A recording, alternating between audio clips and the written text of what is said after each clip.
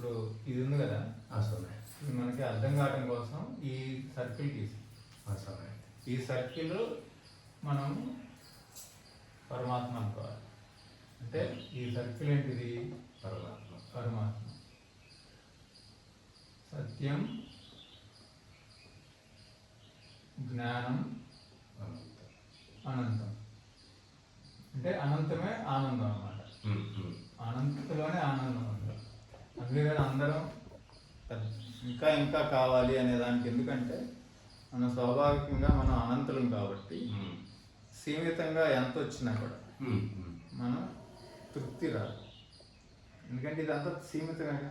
వివేకానంద స్వామి చెప్తారు, మనకి సాధారణంగా ఒక ప్రపంచంలో ఉన్న ధనం అంతా తీసుకెళ్ళి ఒక గ్రామంలో పోసినా కూడా వాళ్ళకి తృప్తి రాదంటే, ఇంకా కావాలంటారు, ఇంకేమైనా ఉంటే తీసుకురమ్మంటారు.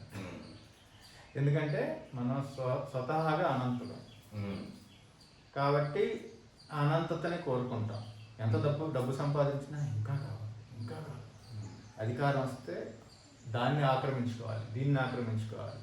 అంటే వ్యాప్తి ఎక్కువ కావాలి. ఎందుకు వాడికి మనిషికి ఆ దాహం ఉన్నది? స్వతహాగా అనంతుడు కాబట్టి. వాడికి దీంట్లో అంత తృప్తి లేదు. ఎంత సాధించినా కానీ ఇంకా ఏదో ఉంది అనేది. ఎందుకంటే వాడు స్వతహాగా అనంతుడు కాబట్టి వాడు ఎప్పుడు ఇంకా ఇంకా కావాలంటారు. అందుకని పరిగెత్తి ఇంక లాభం లేదని అలసిపోయి బికారిలాగా వచ్చి గురువుల దగ్గర పడతారు. అన్నీ చేసాం, అన్నీ సంపాదించాం, కానీ ఏం తృప్తి లేదు లోపల. ఎందుకంటే వాడికి రాదు తృప్తి. ఎందుకంటే బయట పెట్టలేదు ఆయన తృప్తి. అంత లేదు, ఎంత వచ్చినా ఇంత లేదు. అతృప్తి, సంతృప్తి అనేది బయట లేదు కాబట్టి. అందుకనే మామూలుగా అప్పుడు మనకి ధర్మరాజుని అడుగుతారు కదా, ఎవరు యక్ష ప్రశ్నలు తెలుసు కదా, అన్నిటికంటే ఆశ్చర్యకరమైనది ఏది నీకు అని అడుగుతారు ధర్మరాజు. ధర్మరాజు అంటాడు, మనుషులందరూ చచ్చిపోతుంటే మనిషి నేను చచ్చిపోను అనుకుంటాడు, అది నాకు అన్నిటికంటే పెద్ద ఆశ్చర్యం అంటాడు. అందుకని ఆయన మెచ్చుకుంటాడు. ఎవరు? యక్షుడు మెచ్చుకో. యక్షుడు అంటే ఎవరు? ఆయన మన యమధర్మరాజు వాళ్ళ నాన్నగారు. ఆయనే పరీక్ష చేయడానికి వస్తాడు. అప్పుడు దానికి వివేకానంద స్వామి ఏమంటారంటే, అందులో ఆశ్చర్యం ఏమి లేదు, ఇది జ్ఞానుల మాట.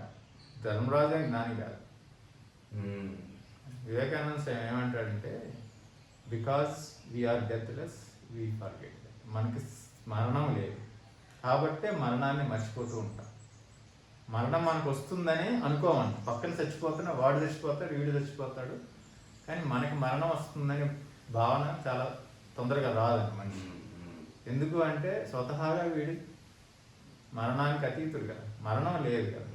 అందుకని వీడికి ఆ మరణ జ్ఞాపకం రాదంట. వాళ్ళు నేను చచ్చిపోవాలని అనుకుంటాడంటే, ఎప్పుడు అందరూ పోతారు నేను ఎందుకు పోతాను అనుకుంటాడు. ఎందుకు వీడికి ఎందుకు ఆ మరణం అనేది వాడికి మరణం నేను చచ్చిపోతాననే భావన ఎందుకు రావట్లేదంటే, వీడి స్వతహాగా వీడికి మరణం లేదు కాబట్టి అది కప్పేస్తా ఉంది మరణాన్ని.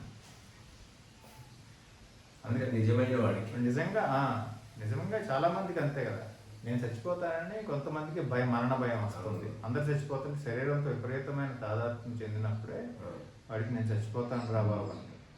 అలా కాకుండా ఉన్న వాళ్ళకి మరణం ఉన్నా కూడా శరీరానికి నేను ఇప్పుడే నేను చచ్చిపోలే, వాళ్ళు పోతున్నారు, పోతే నేను పోతానని వాడికి స్పృహ రాదుతున్నారు కానీ. ఎందుకు అంటే బికాజ్ యు ఆర్ డెత్లెస్ అంటాడు ఆయన. మీరు మరణ అతీతులు కాబట్టి, మీకు మరణం లేదు కాబట్టి మీకు ఆ స్పృహ రావట్లేదు అంటారు ఆయన. ఎందుకు? అది ఆశ్చర్యం ఏమీ లేదు, స్వతహాగా అంతే, మీకు మరణం లేదు కాబట్టి మీకు ఆ మరణ స్పృహ రాదు అంటాడు ఆయన. అంటే యక్ష ప్రశ్నలో ధర్మరాజు కూడా ఒప్పుకోవాలి. అంటే ధర్మరాజు కూడా దేహము భావంతో చెప్తా ఉంటాడు, ఆత్మభావంతో చెప్తే మరణం ఎవరికి లేదు కదా. ఎందుకు జీవుడికి ఆ మరణ స్పృహ రావట్లేదు అంటే, వీడికి స్వతహాగా మరణం లేదు కాబట్టి అది ఆ స్పృహ. మరణాన్ని చూసినప్పుడు ఏదో కొన్ని క్షణాలు వస్తుంది, తర్వాత మళ్ళీ అది మాసిపోతుంది. అంటే వాడు స్వరూపము అది ఎప్పుడు జాగృతం అవడానికి ట్రై చేస్తూ ఉంటుంది స్వరూపం లోపల. కాబట్టి ఇది మరిచిపోతూ ఉంటాడు. వాడు అనంతుడు కాబట్టి ఇంకా ఇంకా కావాలంటాడు, ఎంత ఇచ్చినా ఇంకా కావాలంటాడు. స్వతహాగా అనంతుడు కాబట్టి. అమెరికా వాడికి అన్ని కావాలి, ప్రపంచం మొత్తం నాకే కావాలని, అయినా కానీ వాడికి తృప్తి లేదు. అట్లానే ప్రతి ఒక్కడికి రాజులు కూడా అంతే కదా, ఈ రాజ్యం ఆక్రమించాలి, ఆ రాజ్యం ఆక్రమించాలి, ఆ రాజ్యం ఆక్రమించాలి. ఎందుకు అంటే ఇంకా వెలితి, ఆ వెలితి అనేది తీరట్లేదు లోపల. ఎందుకు? వీడు స్వతహాగా అనంతుడైతేనే వీడికి తృప్తి వస్తుంది, అంత తృప్తి కావాలి, ఆ తృప్తి కావాలి. వాడు వీటన్నిటి ద్వారా వాడు వెతుకుతుంది ఏంటంటే తృప్తి, సంతృప్తి, పరిపూర్ణమైన సంతృప్తి కోసం వీడు వెతుకుతున్నాడు. కానీ వాడు బయట వెతుకుతున్నాడు కాబట్టి, బయట అన్ని సీమితమే కాబట్టి వాడికి లభించట్లేదు. అది సంతృప్తి ఎక్కడ పెట్టాడు భగవంతుడు? గురువు దగ్గర లోపల పెట్టాడు. ఆ లోపలికి ఎవరు తీసుకెళ్తారు? గురువు తీసుకెళ్తారు. అది ఈయన ఇది సృష్టికి ముందు పరమాత్మ ఇలా ఉంటాడని కాదు, మనకి అర్థం చేసుకోవడానికి చెప్తున్నాం. కేవలంగా ఆయన మాత్రమే ఉన్నాడు, సత్తుగా ఉన్నాడు. అంటే సత్యం అంటే సత్తుగా ఉన్నాడు, అంటే ఉన్నాడు. మరి ఎలా ఉన్నాడు? ఆయన జ్ఞానంగా ఉన్నాడు. జ్ఞానం అంటే ఏంటి? ఎరుకగా ఉన్నాడు. అంటే అన్ని ఆయన తన స్పృహ తనకు తెలుసు, ఉన్నాడనే స్పృహ. స్వతహాగా ఆయన చైతన్య స్వరూపుడు కదా. మళ్ళీ ఎలా ఉన్నాడు? ఆయన అనంతంగా ఉన్నాడు, ఆనందంగా, తృప్తిగా, శాంతిగా అలా ఉన్నాడు. అటువంటి తృప్తమైన పరమాత్మ నుంచి ఒక సంకల్పం ఉదయించింది, నేను అనేకం అవుతాను అని సంకల్పం వచ్చింది. అది అప్పుడు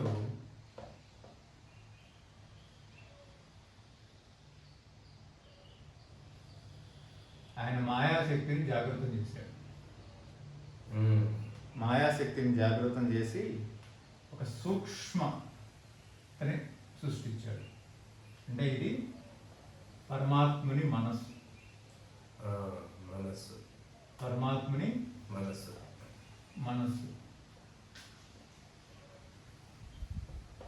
ఇది పరమాత్మ.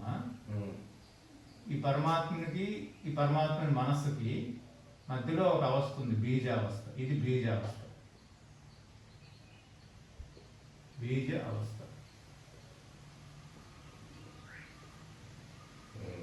దీన్ని అంటే ఆ మధ్యలో ఏమీ లేదు, ఆ సంకల్పం వచ్చింది. కారణం ఏదైనా ఒకటి ఉదయించాలంటే ఒక కారణం ఉండాలి. ఇది కారణం అనుకోండి, ఈ అవస్థ ఇక్కడ ఉంది. ఆ కారణం అంటే ఏమీ లేదు అక్కడ, శూన్యం అనుకోండి. శూన్యంగా ఉంది కానీ బీజ రూపంలో ఉంది, ఆకారం ఏం రాలేదు. ఆ బీజం నుంచి ఆయన పరమాత్ముని యొక్క మనస్సు వచ్చింది. ఈ మనస్సు వచ్చినప్పుడు ఈ మనస్సులోకి ఆయన చైతన్యాన్ని వ్యాప్తి చేశాడు. అప్పుడే కదా మొదటి ఆకారం వచ్చింది. ఆయన చైతన్యాన్ని వ్యాప్తి చేశాడు. ఇప్పుడు ఈ పరమాత్మని మనస్సులో చైతన్యం ఉంది, చైతన్యవర్తి. దీన్నే మనం ఏమన్నాం? ఈశ్వరుడు అంటాం. ఈశ్వరుడు. ఈయన ఎలా ఉన్నాడు? ఈయన అనంతుడు. అంటే ఇది విశ్వ మనస్సు. ఇది ఆ విశ్వ మనస్సునే మనం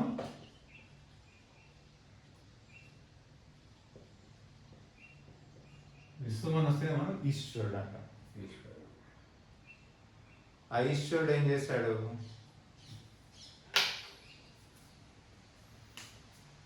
ఈ సర్వశక్తులు అంతా ఈశ్వరుడికి ఇచ్చాడు. నేను చైతన్యాన్ని వ్యాప్తి చేశాడు, అనంత శక్తిని ఇచ్చాడు. ఈశ్వరుడు ఎలా ఉన్నాడంటే ఆయన మాయాశక్తిని ఈశ్వరులో ప్రసరింపజేశాడు. అంటే ఈ చైతన్యం ఎలా ఉన్నది? మాయాశక్తితో ఉన్నది. ఈ చైతన్యం మాయాశక్తితో ఆయన మాయని జాగృతం చేశాడు. ఇది మాయా అవస్థ. ఈ మాయా అవస్థ నుంచి విశ్వ మనస్సు అనేది ఉదయించింది.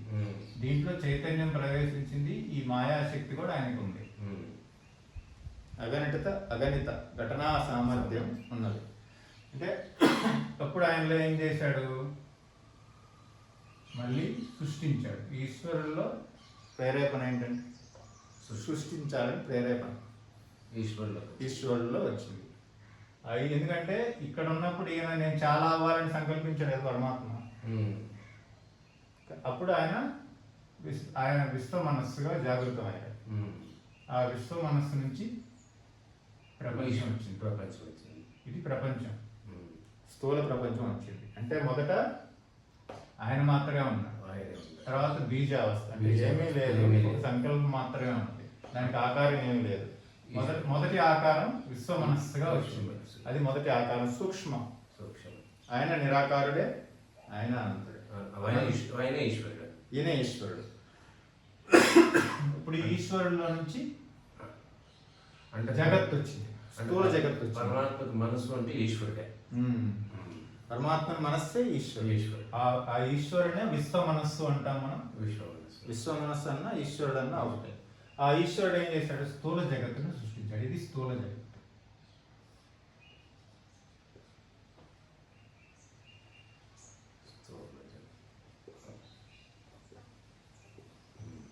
ఇది స్థూల జగత్తు. ఈ స్థూల జగత్తు ఎలా ఉంది? పంచభూతాలుగా వచ్చింది, తృణాలతో వచ్చింది. ఇది అనంతమే. స్థూల జగత్తు యొక్క అంతం సైన్స్ కూడా కనిపెట్టలేదు. ఆకాశంలో ఉన్న గ్రహాలు, పాలపుంతలు, అనేక పాలపుంతలు ఉన్నాయి. ఎన్ని పాలపుంతలు ఉన్నాయో ఎవరికి తెలియదు, బౌండరీ లేదు. ఈ స్థూల జగత్తు ఎంతవరకు వ్యాప్తి చెందిందని వీళ్ళు కెమెరాలు పెట్టి ఎంత ట్రై చేసినా, ఎంత తీసినా పోతానే ఉందంట స్థూల జగత్తు. పాలపుంతలు అంటే, పాలపుంతలో ఒక చిన్న ఒక నలక లాంటిది భూమి, ఒక నలక లాంటిది భూమి. పాలపుంతలో అంత ఉంటుంది. అలాంటి పాలపుంతలు అనేక ఉన్నాయి, కోటాను. ఒక పాలపుంతలో అనేక కోట్ల నక్షత్రాలు ఉంటాయి. ఆ నక్షత్రాలు భూమి ఉంటాయి. భూమి కంటే పెద్ద పెద్ద నక్షత్రాలు ఉన్నాయి, కానీ మనకు దూరంగా ఉన్నాయి కానీ మనకు తెలియదు. అలాంటి పాలపుంతలు అనేక ఉన్నాయి, వాటి యొక్క అంతం లేదు. కాబట్టి నక్షత్రాలు కూడా కదా.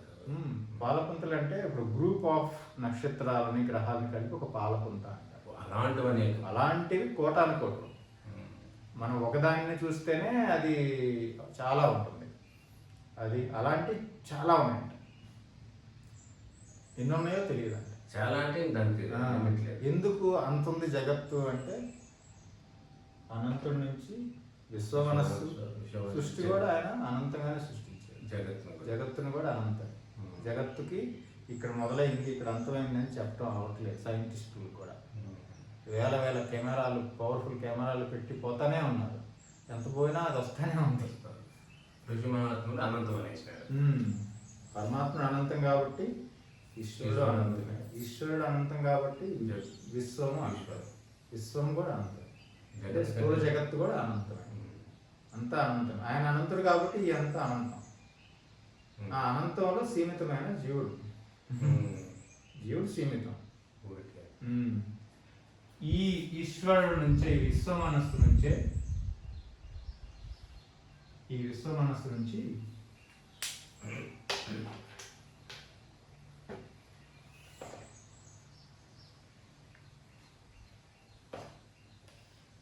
అనేక మనస్సులు వచ్చింది. అనేక మనస్సునే మనం ఇక్కడ ధ్యాస అంటాం. ధ్యాసలు అంటే ఈ పరమాత్మ అనే చైతన్యం నుంచి, ఈ చైతన్యంలో ఈశ్వరుడు వచ్చాడు కదా. ఈశ్వరుడు ఏం చేశాడు? అనేక జీవులు సృష్టించాడు. ఈశ్వరుడు చైతన్య స్వరూపుడు కదా. ఎందుకంటే ఈయన చైతన్యం ఈశ్వరులోకి వచ్చేసింది. ఇక్కడ చెప్పుకున్నాం కదా, పరమాత్మ చైతన్యం ఈశ్వరులో కూడా వచ్చింది. చైతన్య స్వరూపుడు ఈశ్వరుడు కూడా. ఎందుకంటే ఇప్పుడు ఎలాగా, ఇప్పుడు సూర్యుడు అనుకోండి పరమాత్మ, ఈశ్వరుడు ఈ సూర్యుడు యొక్క కిరణాలు మనకు వచ్చి పడుతున్నాయి కదా. అలాగనే ఈ చైతన్యం కూడా ప్రవేశించింది ఈశ్వరుడు. పరమాత్మ చైతన్యం కూడా ఈశ్వరులో ప్రవేశించినప్పుడు ఈశ్వరుడు చైతన్యవర్తు, కానీ ఆయనకి రూపం లేదు. సూక్ష్మ రూపం, కానీ ఆకారం లేదు. కానీ ఈయన ఈశ్వరుడు అనేక మనస్సులు అంటే అనేక ధ్యాసలు. అంటే ఈ చైతన్యం, ధ్యాస అంటే ఏంటి? చైతన్యం. ఆ చైతన్యం మనలో ఉన్న ఒక ధ్యాస ఉంది కదా, ఈ ధ్యాస ఈశ్వరుడు అంశమే. ఈశ్వరుడు అంతర్యామి అనేది ఈశ్వరుడే కదా. అంతర్యామిగా ఈశ్వరుడు మనలో ఉన్నాడు. ఆయన మనస్సులో ఒక అంశమే మన ధ్యాస. ఈశ్వరుడు యొక్క అంశలో మన ధ్యాస ఒక అంశం. మన ధ్యాస ఉంది కదా, అది ఒక అంశం. స్థూల జగత్తులోంచి ఇంక మనం అంతా శరీరాలు, శరీరాలని స్థూల జగత్తు. మన ధ్యాస అంతా ఈశ్వరుడు కలిసే ఉంటుంది. విశ్వ మనస్సులో ఈ మనస్సులు శరీరంలో కలిసింది కాబట్టి ఇది ఏమైంది, ధ్యాసగా మిగిలింది. శరీరం లేకపోతే మళ్ళీ విశ్వ మనస్సులో కలిసిపోతుంది ఈ మనస్సు. అంటే ఈ ధ్యాస ఎలాగ ఇప్పుడు ఒక కొండ ఉంది, ఆ కొండలో మీరు నీళ్లు పోసారు, నీటిలో సూర్యుడు కాంతి పడింది, సూర్యుడు కనిపిస్తాడు కదా, సూర్యుడు చంద్రుడు కనిపిస్తాడు. ఇప్పుడు ఆ కొండ పడగలు కొడితే ఒకే సూర్యుడు. ఆ సూర్యుడు ఎక్కడికి వెళ్ళాడు, ఎక్కడికి వెళ్ళాలి, ఆయన అలా ఉన్నాడు వ్యాప్తిగా ఈ శరీరం. అందుకని కొండలో ఉన్న సూర్యుడు లేదా ఆకాశం ఉందనుకోండి, ఘటాకాశం అంటారు. కొండలో ఉంటే ఓ ఘటాకాశం, కొండలో ఉన్న ఆకాశం. కొండ పాల్గొట్టామనుకోండి, ఈ ఆకాశం మహాకాశం కలిసిపోతుంది. కాబట్టి ఈ ఉపాధి అంటారు కదా, ఈ ఉపాధి ఇట్లా వచ్చి కవర్ చేసింది. ఇప్పుడు ఏమైంది, ఇప్పుడు కొండ ఉంది, దానికి 9 రంధ్రాలు పెట్టామనుకోండి, సూర్యుడు లోపలికి వచ్చి ఇటు అటు వెళ్తూ ఉంటాడు కదా, కానీ కొండ లోపల కూడా ఒక వెలుగు ఉంటుంది కదా, ఆ వెలుగునే ధ్యాస అంటాం. దాన్నే ఉపహిత చైతన్యం అంటాం. ఈ 9 రంధ్రాలు ఉన్న కొండలో నుంచి చైతన్యం బయటకు వెళ్ళి ప్రపంచాన్ని చూస్తూ ఉంటుంది. ఇప్పుడు మన కిటికీల్లో నుంచి మనం ప్రపంచాన్ని చూస్తాం కదా, అలానే శరీరంలో ఈ నవరంధ్రాలు అంటాం కదా, కళ్ళు చెవులు, వీటి వల్ల ఈ లోపల ఏముంది, చైతన్యం ఉంది. ఆ చైతన్యం ద్వారా ప్రపంచాన్ని తెలుసుకుంటున్నాం ఈ నవరంధ్రాల నుంచి. కుండకు 9 రంధ్రాలు పెట్టి లోపల లైట్, బయట నుంచి ఒక లైట్ పెట్టారనుకోండి, కుండ లోపల లైట్ ఉంటుంది, మళ్ళీ ఈ రంధ్రాల నుంచి లైట్ బయటకు వస్తుంది. అలాగనే ఈ అనంతమైన చైతన్యం ఈశ్వరుడు అనే విశ్వ మనస్సు లో మన ధ్యాస ఒక అంశం. అది శరీరంతో కప్పబడింది ఆ ధ్యాస, అది చైతన్యం. కానీ జీవుడు ఏమనుకుంటాడు, తెలియకపోవటం వల్ల నేను ఈ శరీరాన్ని అనుకుంటాడు. ఈ రంధ్రాల్లో అనేకంగా చూస్తూ ఉంటాడు. ఈ శరీరం నుంచి చూసేది ఈ ధ్యాసతో ఈ ప్రపంచాన్ని చూస్తాం. మనసుగా మారిపోయింది. దాన్ని అదే ఎప్పుడైతే ఈ విశ్వ చైతన్యం శరీరాన్ని ధరించిందో అప్పుడే దాన్ని మనస్సు అంటాం. ధ్యాస అని, అజ్ఞానంతో ఉన్న ధ్యాసని మనస్సు అంటాం. అజ్ఞానంతో ఉన్న ధ్యాసని మనస్సు అంటాం. తర్వాత ఆ అజ్ఞానం పెరిగిపోయినప్పుడు అది ఏం చేస్తుంది, అనేక ఆలోచనలు సృష్టించేస్తుంది. ఆలోచన రూపంలో ఉన్న మనస్సు, ఆలోచన లేని అజ్ఞాన మనస్సుని ధ్యాస అంటాం. అజ్ఞానంతో ఉన్న ధ్యాసని మనస్సు అంటాం. ఇదేంటంటే ఫస్ట్ జీవుడికి పుట్టినప్పుడు ఏంటి, చైతన్యం వస్తాయి కదా, ఏమి శుద్ధంగానే ఉన్నాడు. చైతన్యం తెలుసు, శరీరంతో తాదాత్మ్యం లేదు, శరీరంలో చైతన్యం ఉంది, కానీ ఎలా ఉంది, అజ్ఞానంతో ఉంది. వాడికి పుట్టిన పిల్లవాడికి నేను చైతన్యాన్ని అని తెలుసా, తెలియదు. కాబట్టి ఆ అజ్ఞానంతో ఉన్న చైతన్యాన్ని మనం మనస్సు అంటాం. అజ్ఞానంతో ఉన్న చైతన్యాన్ని మనస్సు అంటారు. ఆ మనస్సులో అజ్ఞానం పెరిగినప్పుడు చిన్నపిల్లవాడికి ఆలోచనలే ఉండవు కదా, మొదట్లో ఏముండవు ఆలోచనలు. అజ్ఞానం ఉంది కానీ ఆలోచనలు ఏం లేవు. అప్పుడు ఏమైంది, ఎప్పుడైతే వాటికి తాదాత్మ్యం పెరుగుతుందో శరీరంతో, ఇతర వేరే వ్యక్తులతో, ఆట బొమ్మలతో, అన్నిటితో వాళ్ళతో అటాచ్ అయిపోతాడు. అప్పుడు వాడికి ఆలోచనలు బయలుదేరుతాయి, ప్రపంచాన్ని చూస్తాడు, కోరికలు పుడతాయి. ఆ ఆలోచనల రూపంలో ఉన్న మనస్సు అప్పుడు పుడుతుంది. అజ్ఞాన మనస్సు నుంచి ఆలోచనల రూపంలో ఉన్న మనస్సు పుడుతుంది, అజ్ఞానంగా మారిపోతుంది. అది అజ్ఞానం నుంచి కోరికలు పుడతాయి కదా, కోరికలు ఎలా పుడతాయి, ఆలోచన రూపంలో. ఈ మనస్సు ఏమైంది, ఆలోచనలు పుట్టిస్తుంది. అజ్ఞానంతో ఉన్న ధ్యాస చైతన్యం, అజ్ఞానం ఉండటం వల్ల వాడికి తృప్తి లేదు. అనంతుడు ఏమయ్యాడు, శరీరంలో ప్రవేశించాడు. శరీరంలో ప్రవేశించినప్పుడు ఏమైపోయింది, మొదట బాగానే ఉన్నాడు, కానీ శరీరంతో తాదాత్మ్యం అయిపోయింది. వాడికి ఇంకేమైంది, శరీరం తాదాత్మ్యం అయిపోతే ఏమవుతుంది, వాడికి అంత పెద్దవాడు కదా, చైతన్యం అంటే అనంతం కదా, కానీ అంత కావాలి, దానికేంటి శరీరం ద్వారా వాడికి దొరకట్లేదు, వెతుకుతాడు బయట నుంచి. అందరూ అదే నేర్పుతారు కదా, అది తిను ఇది తిను, ఏడ్చినప్పుడల్లా గిలిగిలిగా కొడతారు, ఓహో అనుకుంటాడు, ఆనందపడతాడు, మళ్ళీ ఏడుస్తాడు, మళ్ళీ గిలిగిలిగా కొడతారు. అంటే వాడికి ఏదో ఒక తృప్తి లేకపోవడం అనేది చిన్నప్పుడే స్టార్ట్ అయింది. ఎందుకంటే వాడికి అజ్ఞానం ఉంది కదా, వాడు అజ్ఞానంతో శరీరంతో కలిసిపోయాడు, సీమితం అయిపోయాడు. అనంతుణ్ణి ఇప్పుడు మీ సైజు 42 అనుకోండి, మీకు 30 సైజు చొక్కా ఇచ్చాము, చొక్కా వేసి కూర్చోమన్నాం అనుకోండి, మీకు ఎట్లా ఉంటుంది, చిరాకు అయిపోతుంది. చిరాకు అయిపోతుంది. అదే పరిస్థితి జీవుడికి. వీడు ఎతికి ఎతికి ఈ చొక్కా చింపేస్తాడు కదా. అంటే వీడికి స్వతహాగా వీడు వచ్చేసింది అనంతుడు ఆనందుడు. కాబట్టి దీంతో ఎప్పుడైతే అతుక్కున్నాడో వాడికి ఆనందం పోయింది. కావాలి ఆనందం కోసం వాడు ఏంటిరా ఉపాయం అంటే మన తల్లిదండ్రులు అది తింటూ అది చెయ్యి, అది చదువుకో, ఉద్యోగం చేసుకో, పెళ్లి చేసుకో, ఆనందం చేసుకో, ఆ గ్రామకు ఆటలాడుకో, ఇవన్నీ చెప్తాడు. వాడు అదే అన్ని ప్రయత్నిస్తాడు. వస్తువులు మారిపోతూ ఉంటాయి కానీ ఆనందం రావట్లేదు. చిన్నప్పుడు బొమ్మలు అంటాడు, పెద్ద అయిన తర్వాత బస్సులు, కార్లు అంటాడు, విమానాలు అంటాడు, లేకపోతే బైక్లు అంటాడు. అట్లా అంటే వస్తువులు మారిపోతూ ఉంటాయి కానీ వాడు ఆనందం వెతకటం మాత్రం ఆగదు. అంటే ఇప్పుడు మనం ఎక్కడున్నాము? మనం ఇది జీవుడు అనుకున్నాం. ఇది జీవుడు అనుకున్నాం.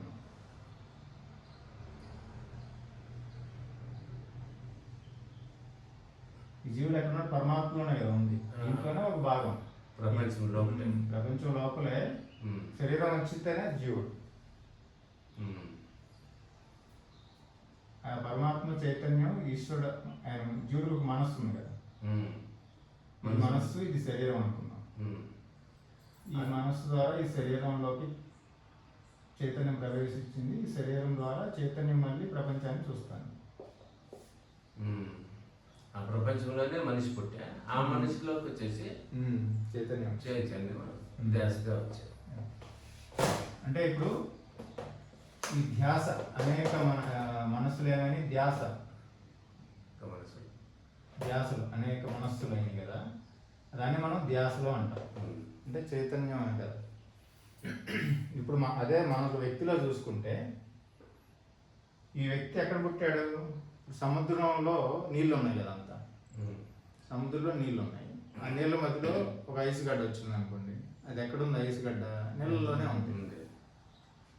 నీళ్ళలోనే ఉంది. అలాగనే జీవుడు ఈ పరమాత్మలోనే ఉన్నాడు. జీవుడు కూడా ఈ పరమాత్మలోనే ఉన్నాడు. అనంతమైన పరమాత్మలో జీవుడు ఆకారం తీసుకొని ఉన్నాడు అనుకున్నాం. ఆ జగత్తులో ఆ చైతన్యం కదా, చైతన్యమయం కదా, అనంతమైన చైతన్యం అనుకోండి. పరమాత్మ అంటే అనంతమైన చైతన్యం, అనంతమైన ఆనందం. అందులో ఒక జీవుడు పుట్టాడు. ఆయన పుట్టినప్పుడు ఈయన సంకల్పం నుంచే కదా మనస్సు వచ్చింది. అవును. అది చైతన్యవత అనంతంగా అయింది. ఆయన సంకల్పం నుంచే ఈశ్వరుడు వచ్చినాడు, జగత్ వచ్చింది. ఈయన సంకల్పం నుంచి ఈశ్వరుడు వచ్చాడు. ఈశ్వరుడు నుంచి జగత్ వచ్చింది. ఈ సంకల్పం, జగత్ అంటే ఎక్కడి నుంచి వచ్చింది? ఆయనలో నుంచి. ఆయన నుంచి వేరుగా ఎప్పుడూ లేదు. వస్తువు బయట నుంచి తీసుకురాలేదు. అందుకనే ఈశ్వరుడు అంటే ఏంటంటే అభిన్న నిమిత్త ఉపాదాన కారణం అంటారు. ఈశ్వరుడు అంటే అభిన్న నిమిత్త ఉపాదానం. అభిన్నుడు అంటే ఈ జగత్తు నుంచి వేరుగా లేడు. అభిన్నుడు అంటే భిన్నంగా లేడు, జగత్తు నుంచి వేరుగా లేడు. ఇప్పుడు ఐస్ నీళ్ళ నుంచి వేరుగా ఉందా? అనంతమైన సముద్రంలో ఐస్ పుట్టింది. ఆ ఐస్ నీళ్ళలోంచి వేరుగా లేదు కదా. వేరుగా లేడు.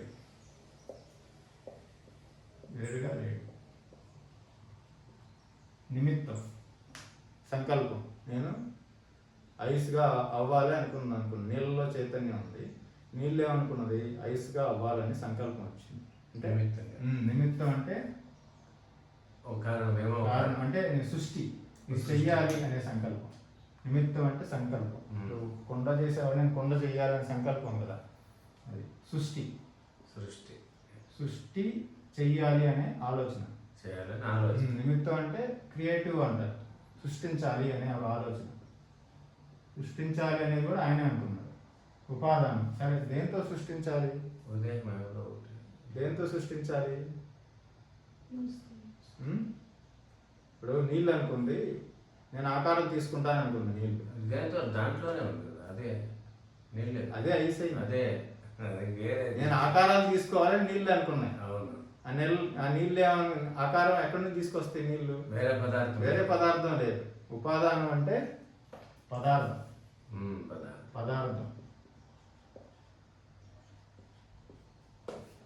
తనలోనే ఉంది, తానే పదార్థంగా మారింది. అదే పదార్థంగా మారింది. ఆ చైతన్యమే ఆ నీళ్ళే చైతన్యంలో ఒక సంకల్పం వచ్చింది, నేను అనేకం అవ్వాలని.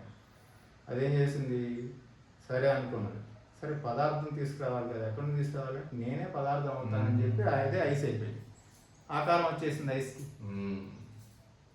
ఇంకా దాన్నే మనం ఊరిని పంచభూతాలు అంటాం. పంచభూత నిర్మిత ప్రపంచం అంటాం. ఈ పంచభూతాలు ఏంటంటే చైతన్యం యొక్క స్థూల రూపాలు. ఆ చైతన్యం స్థూలంగా అయిందంతే. 3 కాలాల్లోనూ అంటే ఆవిరి మొదట ఆవిరిగా ఉందనుకో, ఆవిరిగా ఉన్నవాడు మొదటి ఇది సూక్ష్మ రూపం తీసుకుంటే నీరు అయింది.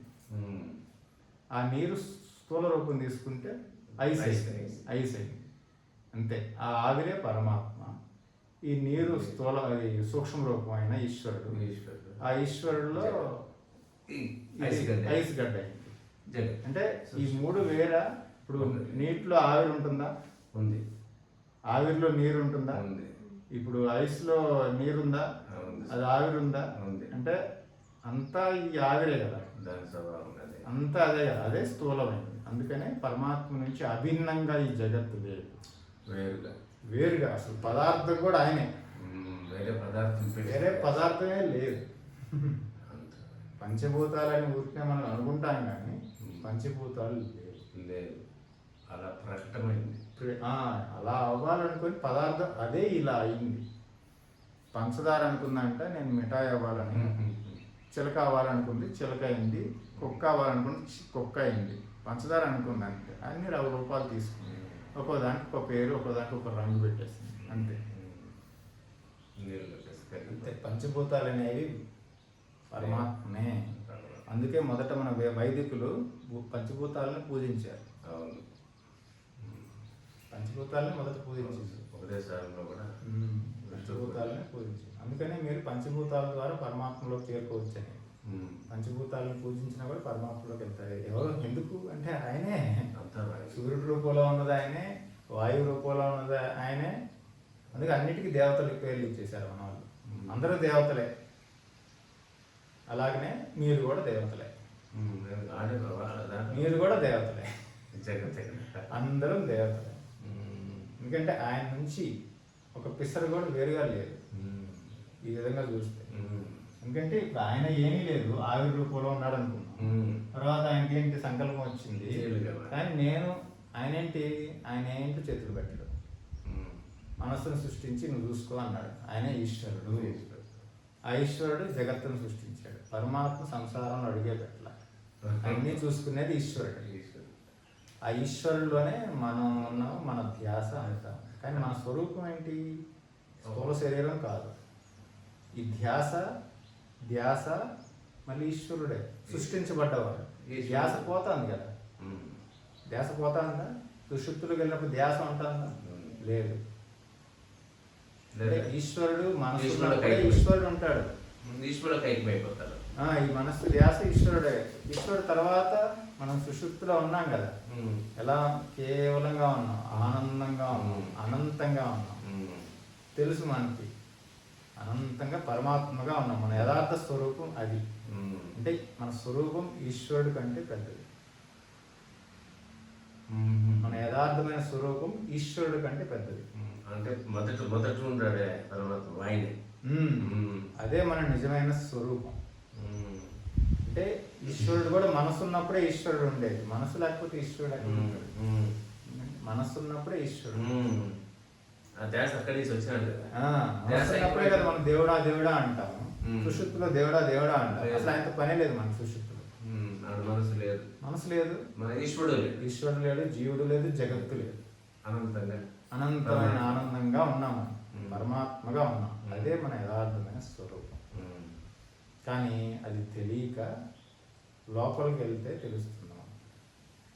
మనం ఏంటి ఇటు వెళ్తున్నాం, తూర్పుకి వెళ్ళరా అంటే మనం ఉత్తరం వెళ్ళిపోతున్నాం. తూర్పుకి వెళ్ళడం అంటే మన అంతర్ముఖంలో. అంతర్ముఖం అయితే ఇప్పుడు మనం స్థూల రూపంతో తాదాత్మ్యం అనుకోండి, శరీరంతో తాదాత్మ్యం అయితే నేను ఇదే అనుకుంటాను. లేదు కొంచెం శరీరం కాదేమో సంశయం వచ్చినప్పుడు వాడు ఏం చేస్తాడు, మనసుతో తాదాత్మ్యం. మనసు అంటే మొదటి వాడు తాదాత్మ్యం చెందేది ఏంటి, సంకల్పాలు. సంకల్ప రూప మనస్సుతో తాదాత్మ్యం అవుతాడు. చూసి ఆలోచనలు కూడా తలకాయ నొప్పి ఎలాగైనా ఈ ఆలోచన నుంచి బయటపడాలనుకుంటాడా లేదా? అప్పుడు ఇంకొంచెం లోపలికి వెళ్తాడు. కొంచెం లోపలికి వెళ్తే చైతన్యం ఉంది కానీ అన్నీ తెలుస్తున్నాయి అంటాడు. ఏమో ఉంది, ఆలోచన లేకపోయినా చైతన్యం ఉంటుంది కదా, ఏమో హాయిగా ఏమో అర్థమైంది, ఏదో ఉంది అంటే. అప్పుడు ఏమయ్యాడు, ఆలోచనలన్నీ వదిలేశాడు అంటే చైతన్యం కేవలం చైతన్యంగా ఉన్నాడంటే ఆ క్షణం ఈశ్వరుడితో ఒకటయ్యాడు. కారణ బ్రహ్మ. ఈశ్వరుడు అంటే ఎవరు? కారణ బ్రహ్మ. కారణ బ్రహ్మ అంటే ఆయన నుంచి అనేక దేవతలు. ఈయన కార్యబ్రహ్మ. అదే ఈయన ఇంకా అదే కారణ బ్రహ్మన్న కార్యబ్రహ్మన్న ఒకటి. కారణాన్ని సృష్టించేవాడు కార్యబ్రహ్మ. ఓ కారణ బ్రహ్మ ఈశ్వర. కారణ బ్రహ్మన్న కార్యబ్రహ్మన్న ఆయనే. అంటే కారణం అంటే దేనికి కారణం అయిన వాడు ఆయనే. సృష్టి అంటే కార్యం చేసేవాడు అని. కార్యబ్రహ్మ అన్నారు అనుకోండి. కార్యబ్రహ్మము అంటే ఏది సృష్టి అంతా చేసేవాడు ఈశ్వరుడు కదా. చేసింది మధ్యలో ఈయన ఉన్నాడు కదా, ఈయన చేశాడు. ఆయనే కార్యబ్రహ్మం అంటారు. వీటన్నిటి కారణ బ్రహ్మ అని కూడా అంటారు. అంటే చైతన్యంలో ఉన్న పరమాత్మకి ఏం సంకల్పం లేదా? ఆయన కారణం లేదు, కారణే లేదు. ఆయన కాదు కారణం. ఆయన కారణం అన్నాను కూడా ఆయన ఈశ్వరుడికి కారణం. మనసుకి విశ్వ మనస్సుకి కారణం ఆయన. సంకల్పం చేసుకున్నాడు అంతే. విశ్వ మనస్సుకి కారణం అయ్యాడు. ఆయనే మనం కార్యబ్రహ్మం అంటాం. ఆయన అనంతుడే. ఆ కార్యబ్రహ్మం నుంచి పుట్టిన వాళ్ళు అనేక దేవతలు. ఆయన ఏ రూపం కావాలంటే ఆ రూపం తీసుకుంటాడు ఈ కార్యబ్రహ్మం. ఆయన శివుడు అవుతాడు, ఆయన విష్ణు అవుతాడు, ఆయన బ్రహ్మ అవుతాడు. ఈశ్వరుడు ఆయన ఆ కార్యబ్రహ్మాన్ని ఈశ్వరుడు అంటాం, విశ్వ మనస్సు అంటాం. అక్కడి నుంచి ఇంకా మల్టిపుల్ అయింది. ఎప్పుడైతే మనం ఈ ఆలోచన రూపంలో ఉన్న మనస్సుని వదిలేసామనుకోండి, మనం ధ్యాసలోకి వెళ్తాం కదా. ధ్యాసలోకి వెళ్ళినప్పుడు అప్పుడు ఈశ్వరుడితో ఒకటైనట్టు, విశ్వ మనస్సుతో ఒకటైతే. కానీ అక్కడ మనకు తృప్తి ఉంటుంది, ఆనందం ఉంటుంది. ధ్యానంలో అన్ని ఆలోచనలు వదిలేస్తే మనం కేవలం అట్లా ఉన్నప్పుడు ఒక ఆనందం ఉంటుంది కదా, మళ్ళీ తర్వాత పోతుంది కదా. ఆ ఆనందం అంటే దాన్ని ఆనందమయ కోశం. ఆనందం ఉంటుంది కానీ అది నిలబట్టలేదు. అప్పుడు ఏం చేస్తాం, ఏంట్రా ఇది ఉన్నాను, ఈ పరిస్థితి ఏంటి, అవస్థ ఏంటి అనుకుంటాం. అప్పుడు ఇంకొంచెం ఏమీ లేని అవస్థకి వెళ్ళిపోతామా లేదా? ఏమీ లేని అవస్థ. ఇంకా మనస్సులో అలలు కూడా లేవు, ఏ ఆలోచన రావట్లా, కేవలంగా ఉంది. ఏమీ ఉందా అంటే అక్కడ ఏమీ లేదంట, కానీ ఆనందం మాత్రం ఉన్నది. కానీ పరిపూర్ణమైన తృప్తి ఉండదు. ఏమీ లేదు అంటానే అది ఈ కారణావస్థ, బీజావస్థ. దీన్ని కారణ శరీరం, ఆనందమయ కోశం అంటారు. మన ధ్యానంలో లోపలికి వెళ్ళినప్పుడు ఫస్ట్ శరీరంతో తాదాత్మ్యం, శరీరం వదిలేస్తాము, ఆలోచనలతో తాదాత్మ్యం. ఆలోచనలు కూడా చిరాకు పెట్టేస్తాను కానీ ఆలోచనలు కూడా నేతి అనేసి చైతన్యంగా ఉంటాం. చైతన్యంలో కొంతసేపు అలా ఉన్న తర్వాత ఏమీ లేని అవస్థ, ఆలోచనలో కదలికలో లేని అవస్థ ఉంటాం. దాన్నే శూన్యావస్థ అంటాం, దాన్నే కారణావస్థ అంటాం, దాన్నే అవ్యక్తం. ఏం చెప్తా అంటే ఏమీ లేదు అక్కడ, శూన్యావస్థ మన ధ్యానంలో మనకు సంభవిస్తుంది. అదే పరమాత్మ అనుకుంటాం. అది పరమాత్మ అంటే కాదు, కానీ ఆనందం ఉంది. అది పరమాత్మ కాదు, చెప్తానండి. ఇది పరమాత్మ అంటే కాదు, ఆలోచన లేవు, శూన్యావస్థ మన ధ్యానంలో వస్తుంది కదా. అందరూ అనుకుంటారు ఇదే పరమాత్మ అనుకుంటారు. అంటే ఈశ్వరుడు పరమాత్మ మధ్యలో ఉండే ఖాళీగా ఆ ఖాళీ తెలుస్తుంది. అసలు ఏంటి ఖాళీ అని విచారం చేసుకొని కొంచెం లోపలికి వెళ్ళాము అంటే అప్పుడు అనంతతో ఒకటైపోతాం, అనంత చైతన్యంగా మనం తెలుసుకుంటాం. ఈ ధ్యాస ఏదైతే ధ్యాసగా కేవలం చైతన్యంగా ఉంది, ఏమీ లేదు అంటాం. అసలు ఈ ధ్యాస ఏంటి, దీని పరిస్థితి ఏంటి చూద్దాం కదా అని అనుకుంటాం లోపల. ఈ ధ్యాస ఎక్కడుంది, ఈ ధ్యాస మీద ధ్యాస పెడతాం. ఈ ధ్యాస మీద ధ్యాస పెడదాం, అసలు ఇది సీమితంగా ఉందా, పరిమితంగా ఉందా, ఎక్కడుందని ధ్యాస మీద ధ్యాస పెట్టినప్పుడు ఏమవుతుందంటే మనం వెతుకుతాం కదా. వెతికినప్పుడు ఏమీ లేని అవస్థ వస్తుంది. అక్కడి నుంచి చూసి ఇది కూడా కాదు అని ఈ ధ్యాస యొక్క మూలాన్ని కనుక్కోవడానికి వెళ్ళినప్పుడు మనం ఏమవుతాం, అనంత చైతన్యంలో ఒకటైపోతాం. ఇది ధ్యాస లయమైపోతుంది. ఎప్పుడైతే మనం ధ్యాస మీద ధ్యాస పడతామో ధ్యాస లేకుండా అయిపోతుంది. అంటే ఈశ్వరుడికి అతీతంగా ఆ పరమాత్మ చైతన్యంగా అనంత చైతన్యంగా మనం ధ్యానంలో మిగులుతాం. ఈశ్వరుడు దాటేసి అనంత చైతన్యంగా మిగులుతాము. ఓహో, ఈ చైతన్యానికి పరిమితి లేదు అని మనం స్పష్టంగా తెలుసుకుంటాము. సుఖం ఉంటుంది, సహజంగా శాంతంగా ఉంటాం అక్కడ ఏమీ చేయకపోయినా. అదే మన పరమాత్మ అవస్థ. మన ధ్యానంలో అక్కడికి వెళ్ళాలి. అంటే ఇక్కడికి ఇది మన నిజమైన స్వరూపం, పరమాత్మ అవస్థ. మిగతా అన్నీ ఆటలే. దీన్ని అవ్యక్త అవస్థ, కారణావస్థ అంటారు. ఈ మధ్యలో ఉన్నది కారణావస్థ, కారణ శరీరం అంటారు. కారణ శరీరం మనకి జీవుడు చూసుకుంటే, అంటే మన మన మన ధ్యానంలో మనం ఏమీ లేని అవస్థకి వెళ్తాం. అంటే సూక్ష్మ అవస్థ. సూక్ష్మ శరీరం అంటే ఆలోచనలతో ఉన్న మనస్సే. ఏదో అది చెప్తా ఉంటుంది, కబుర్లు చెప్తా ఉంటుంది ధ్యానంలో. అదేంటి మన సూక్ష్మ శరీరం అంటే కర్మతో మనం బందీలు అయి ఉంటాము. ఏదో ఒక ఆలోచన తీసుకొస్తూ ఉంటుంది. అది ఏం శరీరం? సూక్ష్మ శరీరం. ఇది స్థూల శరీరం. స్థూల శరీరం దాటాలి, సూక్ష్మ శరీరం దాటాలి. కారణ శరీరం అంటే ఏమీ లేని శూన్య అవస్థ. అంధకారం ఉంది, ఏమీ లేదంట, అవ్యక్తంగా ఉందంట, ఏమీ లేదు. అవ్యక్తం నుంచి ఆత్మ నుంచి అవ్యక్తం, అవ్యక్తం నుంచి సూక్ష్మ, సూక్ష్మం నుంచి స్థూలం. అంతే. అక్కడికి వెళ్తే ఈ ఏమిటి అసలు ఈ అవ్యక్త అవస్థని వెతకడానికి వెళ్ళినప్పుడు మనం అవ్యక్త అవస్థను దాటి పరమాత్మలోకి వెళ్ళిపోతాం. పరమాత్మగా మారిపోతాం. వెళ్ళిపోవటం కాదు, అనంతం. ఎప్పుడు పరమాత్మే. మన నిజస్వరూపం ఎప్పుడు పరమాత్మే. అడ్డులే ఇవే ఇట్లా అనటం అంతే. ఇప్పుడు అంతర్ముఖం అవ్వాలి ఉంటే ఇట్లా లోపలికి వెళ్ళాలి. కానీ మనం ఏమంటున్నాం? ఇటు వెళ్తున్నాం. ప్రపంచం ఇది అంటాము, కొడుకు అంటాము, కూతురు అంటాము, ఇల్లు అంటాము, కారు అంటాము, సినిమా అంటాం, షికార్ అంటాం, విదేశం అంటాం. ఎన్ని రకాలుగా ఇట్లా బయటికి వెళ్తున్నాం. మనం ఏం చేయాలి? ఈ బయటికి వెళ్ళే వాటన్నిటిని లోపలికి తీసుకోవాలి. ఒక్కొక్క కిరణాలు బయటికి వెళ్ళిపోయాయి. కిరణాలన్నీ బయటికి వెళ్ళిపోతే వాటికి కాల్చే శక్తి ఉండదు. కిరణాలన్నింటిని లోపలికి తీసుకురావాలి. అది అగ్నిగోళం ఉంటుంది. ఇప్పుడు మన ధ్యాస విస్తారం అయిపోయింది. మన చైతన్యం చల్లార్లేదు, అన్నింటిని పట్టుకుంది. ఇప్పుడు ఇలా ఇలా ఉంది కదా, అనేకంగా విస్తరించిపోయింది, అన్నిటిని పట్టుకుంది. ఇది మొబైల్, ఇది ఇల్లు, ఇది కొడుకు, ఇది కారు, ఇట్లా ఒక్కొక్క దాన్ని పట్టేసుకుంది. కానీ దీనికి అనంత శక్తి ఉన్నది, అనేకంగా విస్తరించిపోయి శక్తి లేకుండా అయిపోయింది. అప్పుడు మహాత్ములు ఏమంటారు, నాయన ఈ అవస్థలో నువ్వు ధ్యానం చేస్తే ధ్యానం ఏం అవ్వదు నీకు, వదిలే వదిలే వదిలే వదిలే. అప్పుడు ఏమవుతుంది? నువ్వు ఒకదాన్ని తీసేస్తాం, ఇక్కడ శక్తి పెరుగుతుంది. ఇంకో దాన్ని తీసేస్తాం, ఇక్కడ శక్తి పెరుగుతూ ఉంటుంది. ఒక్కొక్క దాన్ని తీసేస్తా ఉంటే నేను శక్తి పెరుగుతూ పోతా ఉంటుంది. అప్పుడు ఇంకేమీ ఉండవు. శక్తిలో నువ్వే శక్తి అయిపోతావు, కేంద్రీకృతం అవుతుంది.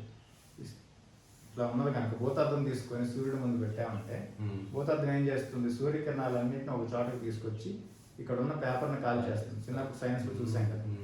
ఎందుకంటే సూర్యకిరణాలు వ్యాప్తి అయి ఉన్నాయి కదా, అటు అన్నింటిని లాగేసుకుంటుంది ఒకే చోట లాగేసుకొని కాగితాన్ని కాల్ చేస్తుంది. ఏకాగ్రతంగా మనం ధ్యాసను అన్నింటిని వదిలేసి ఇట్లా వెళ్ళాము లోపలికంటే. అంటే శక్తిని సంపాదించుకునేది కాదు, పెంచుకునేది కాదు. పెంచుకోవడం అంతర్ముఖం, పోగొట్టుకుంటే ఇది మనం వాటి నుంచి విడగొట్టుతా ఉన్నాం. ఎన్నిటి నుంచి విడగొట్టుతా ఉన్నామంటే అంత శక్తి మనకి, అంతఃశక్తి పెరుగుతుంది, ఆత్మశక్తి పెరుగుతుంది. ఇప్పుడు మనకి ఆత్మలో శక్తి లేదు. వాళ్ళు మనకంటే ఉట్ని చెప్తున్నాను, జీవులకి ఆత్మశక్తి లేదు, మనశ్శక్తి ఉంది. మనస్సు చాలా బలంగా ఉంది. అది కావాలి, ఇది కావాలి, చేయాలి చేయాలి చేయాలని. శరీర శక్తి. మనశ్శక్తి అంటే ఆలోచనలో, సంకల్పాలలో పట్టు, దాన్ని మనశ్శక్తి అంటాం. మనస్సు బలంగా ఉంది, ఆత్మ బలంగా లేదు. మనస్సు బలంగా ఉంది అంటే నేను అది కొనాలి, లేదంటే నేను అమెరికా వెళ్ళి ఉద్యోగం చేయాలి, అమెరికా వెళ్ళి కోట్లు సంపాదించాలి, చేస్తారు. లేదా నేను జర్మనీ వెళ్తాను, కెనడా వెళ్తాను, ఇది మనస్సు. ఉమ్. ఇది బలంగా ఉంది. ఈ సంకల్పాలు బలంగా ఉన్నాయి. అంటే దీని మనశ్శక్తి బలంగా ఉంది. మనశ్శక్తి బలంగా ఉంది కానీ ఆత్మశక్తి లేదు. అంటే మనశ్శక్తి ప్రపంచంతోనే ఉంది. దీన్ని మనస్సు అని అనుకోను. మామూలుగా మనశ్శక్తి అంటే మనసులో బలం ఉండాలి అంటే ఏంటి? సంకల్పం బలంగా ఉండాలిరా నీకు అంటారు కదా. ఆ మనస్సు బలం అంటే ఏంటి? కోరికల పట్ల పట్టు ఉండి సాధించుకోవడాన్ని మనశ్శక్తి అంటారు. కానీ మనశ్శక్తి వల్ల నీకు శాశ్వత ఆనందం లభించదు. ఆత్మశక్తి వల్ల శాశ్వత ఆనందం. వదులుకొని వాపసు వస్తాయి. ఇది మనశ్శక్తి బలంగా ఉండటం వల్ల ప్రపంచంలో ఏం కావాలనే సాధించుకోవచ్చు. ఇది బలంగా ఉన్నదంటే ఈ చైతన్యం నుంచి మనసు లాక్కుంటా ఉంటుంది. చైతన్య శక్తిని మనసు లాక్కుంటా ఉండి బయట వాటిని సాధించుకుంటా ఉంటుంది. దానివల్ల నిజమైన ఆత్మ స్వభావమైన ఆనందం ఉండదు. అప్పుడు ఏం చేస్తారు? వదలరా అంటారు. వదిలితే ఏమవుతుంది? శక్తి మళ్ళీ తిరిగి మూల స్థానానికి వస్తుంది కదా. బరువు తగ్గినట్లు. బరువు లేక, ఎందుకంటే ఏమీ లేకపోయినా ఆనందంగా ఉండే శక్తి మనలో ఉంది. ఏమీ లేదు, ఆనందంగా ఉన్నాం. మన స్వభావం ఆనందం. స్వతగానే ఆనందంగా ఉన్నాం కాబట్టి సుషుప్తి మనకి ఇచ్చింది. ఎందుకు అంటే నువ్వు ఆనంద స్వరూపుడుగా, నీకు ప్రపంచం ఏమీ లేకపోయినా నువ్వు స్వతహాగా ఆనందంగా ఉండేవాడిగా అని ఆ జ్ఞాపకం చేయడానికి మనకు సుషుప్తి ఇచ్చారు. అంటే పంపించినప్పుడే అన్ని రహస్యాన్ని మనలోనే పెట్టి పంపించారు. నీలోనే వెతుక్కోరా బాబు, రహస్యం తెలిసిపోతుంది. ఆయన ఏమి ఒట్టిగా పంపించలేదు మనల్ని. రహస్యాన్ని మనలో పెట్టి నువ్వు వెతుక్కొని కనిపెట్టుకోరా అని పంపించారు. మనలోనే ఉంది ఆనందం. ఇలా వెళ్తే ఆనందం, శాశ్వత ఆనందం. శాశ్వత ఆనంద చిత్తే అంటారు అమ్మ పాట. శాశ్వతమైన ఆనంద చైతన్యవరా నువ్వు. చిత్తే అంటే చైతన్యం. శాశ్వత ఆనంద చైతన్యవరా నువ్వు. మీరు ఓంకార స్వరూపులు రా అని అమ్మ పాట రాశారు. మీరంతా ఓంకార స్వరూపులు. అంటే పరబ్రహ్మం యొక్క నామమే ఓం కదా. ఆయనకు ఒకటి పేరిస్తే అది ఓం. పరబ్రహ్మకు ప్రేరిస్తే అది ఓం. ఇప్పుడు మనం పరబ్రహ్మను వేరుగా పూజించి మళ్ళీ పరబ్రహ్మగా అవుతాం. తెలియక పరబ్రహ్మను వేరే రూపంలో పూజించి ఈ పరబ్రహ్మమే పూజిస్తున్నాడు. ఆయన్ని అజ్ఞానంతో ఆయన్నే పూజించిపోయి మళ్ళీ ఆయనగా అవుతున్నాడు. అట్లా బయటకు వస్తే ధ్యాస, లోపలికి వెళ్తే అనంత చైతన్యం. ఈ ధ్యాస కూడా మనం కాదు. ఈ ధ్యాస కూడా మనం కాదు. అది అనంత చైతన్యం. దాని వెనకాల అవ్యక్తానికి వెనకాల అది మన అనంత చైతన్యం. జ్ఞానంలో మనం అక్కడికి వెళ్ళాలి. ఫస్ట్ గుర్తించి అక్కడ ఉండటం అలవాటు చేసుకోవాలి. అక్కడ ఉండటం అలవాటు అయిందంటే ఇవన్నీ రాలిపోతాయి. చెట్టుకి ఆకులు ఎండిపోయి రాలిపోతాయి కదా. ఈ బయట ఉన్న అనుబంధాలని మాడిపోతాయి. మనం లోపలికి వెళ్ళి ఆ చైతన్యంగా గుర్తించి అలా ఉండిపోయామంటే, ఆ రుచి కనుక్కున్నామంటే అది ఎంతగా అది దాంట్లో మనం ఒకటవుతున్నామో బయట ఉన్న వ్యామోహాలు వాటంతా రాలిపోతాయి, ఊడిపోతాయి. అక్కడికి వెళ్ళాలి. ధ్యానం అంటే ఇది చాలామంది 100కి 98 మంది ధ్యానంలో అచేతనం అవుతారు. నేను గంట కూర్చున్నా, 2 గంటలు కూర్చున్నా అంటారు, కానీ చేతనం ఉండదు అక్కడ. ఇద్దరే. అందుకనే ధ్యానం మొదట చెప్పాను మీకు. మన ధ్యానం జడ ధ్యానం కాదు, చైతన్యం అనేది అసలు ఎప్పుడు కోల్పోకుండా ఉండటమే అక్కడ ధ్యానం. కోల్పోకుండా ఉంచి ఈ చైతన్యం యొక్క స్వరూపంలో మూలంలోకి వెళ్ళిపోవటమే, అలా ఉండిపోవటమే ధ్యానం. 98 మంది గంటలు కూర్చుంటామని చెప్తారు కదా. 98 మంది జడ ధ్యానం అంటే ఏమీ లేకుండా అట్లా శూన్యంలో ఉండిపోతారు. ఎరుకు లేదు ఉన్నా కూడా ఏదో అట్లా ఉంటుంది. ప్రజ్ఞ ఉండాలి, విశేషంగా ప్రజ్ఞ ఉండాలి. అసలు అది వేరే అనుభవం. అది అక్కడికి వెళ్ళట్లా ఎవరు. జడ ధ్యానంలో ఆగిపోతారు. మహా వస్తే ఇక్కడ వరకు వచ్చి ఆగిపోతారు. అవ్యక్తం వచ్చి ఆగిపోతారు. కొంతమంది అవ్యక్తంలో కూడా రారు, ఇక్కడికి వచ్చేసి నిద్రపోతారు. అందులో 98 మందిలో 70 మంది నిద్రపోతారు. అంటే ప్రపంచంలోనే ఉంటారు. నిద్ర వెళ్ళిపోతారు. నిద్రలో అంటే దేహంలోనే ఉంటారు. అంతే. ఇంకా ఏమి లేకుండా వాళ్ళకి ఏమవుతుందంటే నిలబడలేకపోతుంది ఏకాగ్రంగా. ధ్యాస వస్తువులు పట్టుకుని నిలబడటం అలవాటు కదా. వీడు ఏం చేశాడు? ధ్యానంలో వస్తువులను తీసాడు. వస్తువులను తీసినప్పుడు టక్కున నిలబడింది. ఈశ్వరుడి దగ్గర కూడా పోలా.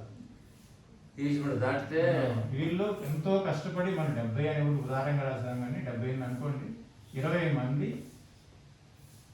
కారణావస్థలో అయిపోతారు. ఈశ్వరుడు దగ్గర కారణావస్థ ఈశ్వరుడు అంటే శూన్యం శూన్యావస్థ అవ్యక్త అవస్థలోకి వెళ్ళిపోతారు. ఇద్దరు వెళ్తారు. మా పరమాత్మ ఆ అవస్థ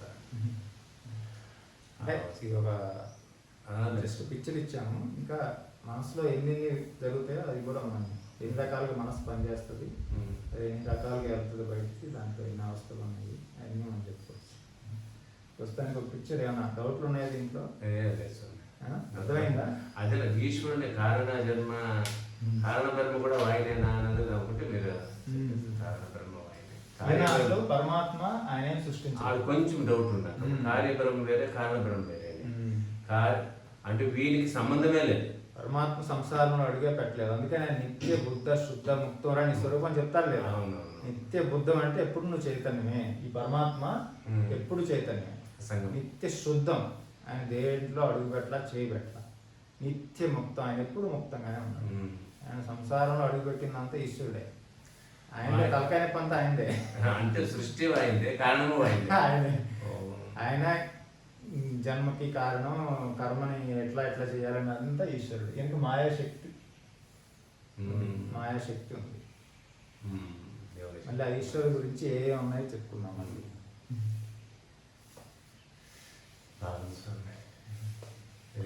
మంచిదే సార్.